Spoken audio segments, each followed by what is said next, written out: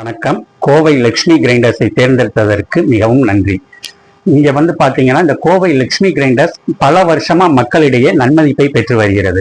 எங்களோட ஃபேக்டரி பாத்தீங்க அப்படின்னா சின்ன வேடம்பட்டியில லேக் ஏரியால ஒரு ஃபேக்டரியும், பீலமேட்ல ஹோப்ஸ் காலேஜ் பின்னால தண்ணீர் பந்தல் கிட்ட ஒரு ஃபேக்டரியும் இருக்கு.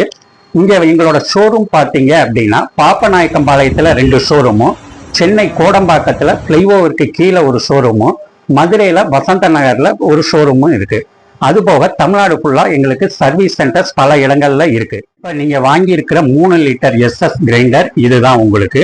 இதை இப்ப நான் பிரிச்சுட்டு உங்களுக்கு எப்படி யூஸ் பண்றது அப்படிங்கிறத காட்டுறேன், பாத்துக்கங்க.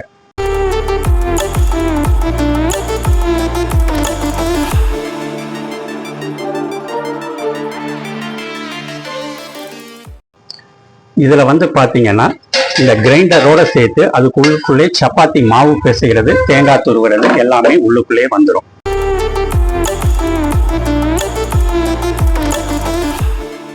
இப்ப நம்ம எல்லாமே பிரிச்சு வச்சிட்டோம். எப்படி செட் பண்றது அப்படிங்கிறத சொல்றேன், பாத்துக்கங்க. இந்த ட்ரம் பாத்தீங்க அப்படின்னா அப்படியே உள்ளுக்குள்ள அந்த சென்டர் சாஃப்ட்டுக்குள்ள வைக்கும்போது இப்படிதான் நிற்கும். லைட்டா டேர்ன் பண்ணி விட்டீங்கன்னா அந்த காடியில கரெக்டா செட் ஆகும். இந்த சவுண்டு வரணும். அதே மாதிரி கல்லு தூக்கும் போது இந்த 2 விரலை வச்சு இப்படிதான் தூக்கணும். அப்படி இல்லைன்னா நீங்க இப்படியும் தூக்கிக்கலாம். ஆனா இப்படி தூக்கக்கூடாது. இந்த கல்லை பாத்தீங்கன்னா இந்த ஆன் ஆஃப் சுவிட்ச் இருக்கு, அதுக்கு ஆப்போசிட்ல இந்த டீ இருக்கிற மாதிரி வச்சுக்கணும். எதுக்காக அப்படின்னா நீங்க டில்ட் பண்ணும்போது மாவு ஈஸியா வெளியில வர்றதுக்காக உங்களுக்கு இந்த மாதிரி வைக்கிறோம். இந்த டாப் நட் போடாம டில்ட் பண்ண கூடாது. இந்த டாப் நட் போடாம டில்ட் பண்ணீங்கன்னா கல்லு கீழே விழுந்துரும். இதுல பாத்தீங்க அப்படின்னா இந்த சைட்ல இருக்கிற இந்த நாபை வெளியில இழுக்கணும். இழுத்துட்டு லைட்டா சாய்ச்சிருங்க. இந்த நாபை விட்டுருங்க. மெதுவா ஒரு கையை வச்சு அப்படியே மெதுவா நீங்க கீழே விடணும். அப்ப மாவு அரைச்ச மாவை ஈஸியா டில்ட் பண்ணிக்கலாம். திருப்பி அது மேல வந்த உடனே அதுவாவே ஆட்டோமேட்டிக்கா லாக் ஆயிரும். நீங்க இதுல எதுவுமே நீங்க பண்ண வேண்டாம். நீங்க போடுறதுக்கு முன்னால ஒரு அரை டம்ளர் தண்ணி ஊத்திக்கங்க. ஊத்திட்டு சுவிட்சை ஆன் பண்ணிட்டு கொஞ்சம் கொஞ்சமா அரிசி போடணும். இப்ப டாப் நட் பாத்தீங்கன்னா ஃபுல் டைட் வைக்காதீங்க. ஃபுல் டைட் வச்சா கல்லு சீக்கிரம் தேய்மானம் ஆயிரும். இதுல ஒரு 2 அல்லது 3 மரம் மட்டும் டைட் வச்சுக்கோங்க, அதோட போதும். இதுல அரிசி பாத்தீங்கன்னா 1.5 கிலோ 1.25 கிலோ வரையும் அதிகபட்சம் போட்டுக்கலாம். குறைஞ்சபட்சம் 3/4 கிலோ வரையும் போட்டுக்கலாம். அரிசி போடுறதுக்கு முன்னால நீங்க அரைக்க போற அரிசியை குறைஞ்சபட்சம் 4லேருந்து 5 மணி நேரம் குறைஞ்சபட்சம் ஊற வச்சிருங்க. அதிகபட்சம் பாத்தீங்கன்னா 8 மணி நேரம் வரையும் ஊற வைக்கலாம். உங்களுக்கு 4 மணி நேரம் ஊறுன அரிசி இது. இதுல ஆன் பண்ண உடனே கல்லோட சவுண்டு தான் வரும். வெறும் கல் ஓடுறதுனால அதோட சவுண்டு வருது. நீங்க அரிசி போட்டீங்கன்னா அதோட சவுண்டே வராது. இப்ப ஆன் பண்ணி காமிக்கிறேன், நீங்களே பாருங்க.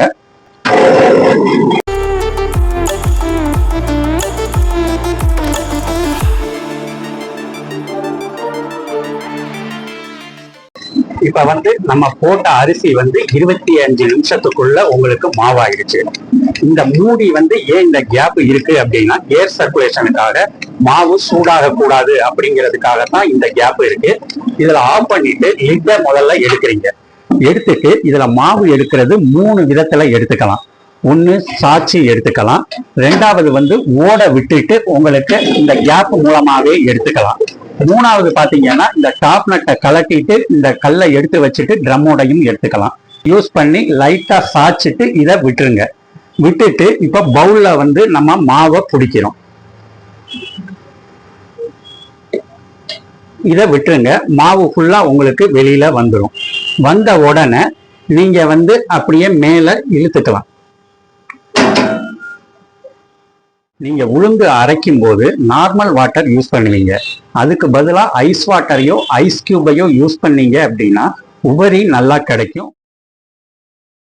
பாத்தீங்க அப்படின்னா இந்த கல்லு மூழ்கிற வரையும் பாதி வரையும் தண்ணி ஊத்திக்கங்க.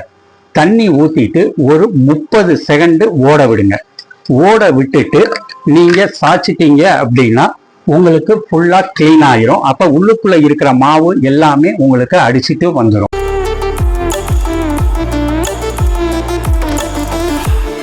இப்ப நம்ம 30 செகண்ட் ஓட விட்டுட்டோம்.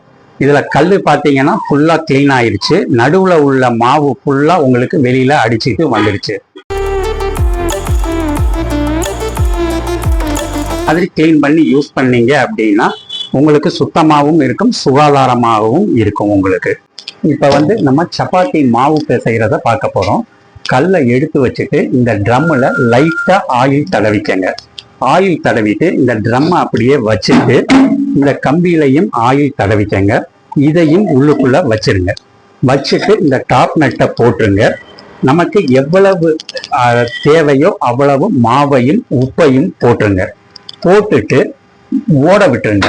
ஓட விட்டுட்டு கொஞ்சம் கொஞ்சமா தண்ணி ஊத்துனீங்க அப்படின்னா உங்களுக்கு சப்பாத்தி மாவு பவுல் பண்ணி கொடுத்துரும். இந்த சப்பாத்தி மாவு போடுறீங்க அப்படின்னா இது 3 லிட்டர் கிரைண்டர். இதுல குறைஞ்சபட்சம் 1/2 கிலோலேருந்து அதிகபட்சம் 1 கிலோ வரையும் உங்களுக்கு மாவு போட்டுக்கலாம். இதுல பாத்தீங்க அப்படின்னா உங்களுக்கு பவுல் பண்ணி கொடுத்துரும். அடுத்தது வந்து தேங்காய் துருவுறது. தேங்காய் துருவுறதுல இங்க காடி மாதிரி இருக்கு இந்த ஓரத்துல. இதை வந்து இதுக்குள்ள வச்சிடணும். அந்த காடிக்கு நேரம் செட் ஆகுற மாதிரி வச்சுட்டு ஆன் பண்ணிட்டு தேங்காய் மூடிய மேல வச்சு பிடிச்சிக்கணும். அப்ப தேங்காயெல்லாம் துருவி உள்ளுக்குள்ளேயே விழுந்துரும். நீங்க அப்படியே கையை வச்சு எடுத்துக்கலாம். அதுக்கு அடுத்தது பாத்தீங்க அப்படின்னா இங்க நீங்க வந்து வாங்குறீங்க அப்படின்னா உங்களுக்கு எக்ஸ்ட்ரா ஜார் ஒன்று ஃப்ரீயா வருது. அதுக்கு பேரு மசாலா ட்ரம். அது வந்து எப்படின்னா சட்னி, மசாலா, அடக்கி வடக்கி எல்லாமே யூஸ் பண்ணிக்கலாம். அது வந்து உங்களுக்கு 1 லிட்டர் மசாலா ஜார் உங்களுக்கு ஃப்ரீயா வருது. அதுக்கு தனி கல் வந்துடும், தனி ட்ரம்மும் வந்துடும்.